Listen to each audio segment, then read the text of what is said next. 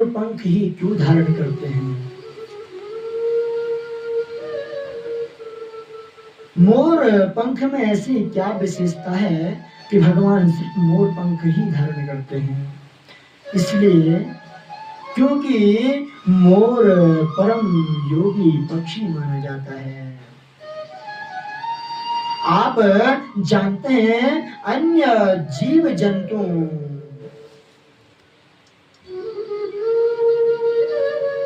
अन्य जीव जंतुओं की तरह मोर को कभी विषय भोग करते नहीं पाएंगे आप। मोर तो केवल प्रेम पुलकित होकर पंख फैलाकर नाचता है।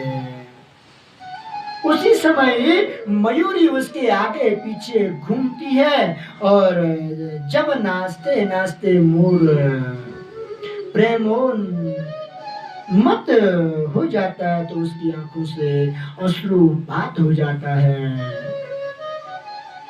तथा मयूरी उन्हीं अश्रु बिंदुओं का लब लब कर जब पान कर लेती है तो पुनः गर्भवती हो जाती है महाराज।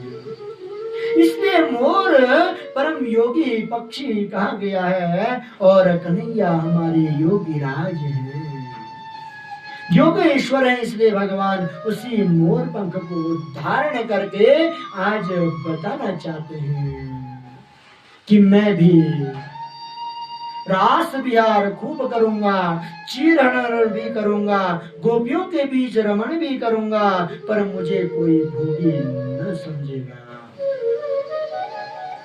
कोई मुझे भोगी नहीं समझना। मैं भी मोर के समान परम योगी हूं। यह संकेत करने के लिए ही भगवान ने मयूर पिच्छ धारण किया, मयूर का पंख धारण किया हुआ है। इसलिए कहते हैं बरहापीडम नटवर वपु, भगवान का नटवर वपु है। नटेशु वरः नटवरः, नृत्य कला में नट बड़े निपुण होते हैं। आपने कभी देखा होगा कि नाचने में कभी नट लोग बांस गाड़कर, कभी रस्सी बांधकर कलाबाजी दिखाते रहते हैं, परंतु ऐसा कोई नट नहीं देखा होगा। सबके फण पर नाच कर ठुमका मारे, इसलिए भगवान नटवर हैं। नटेश्वर श्रेष्ठ, नटों में जो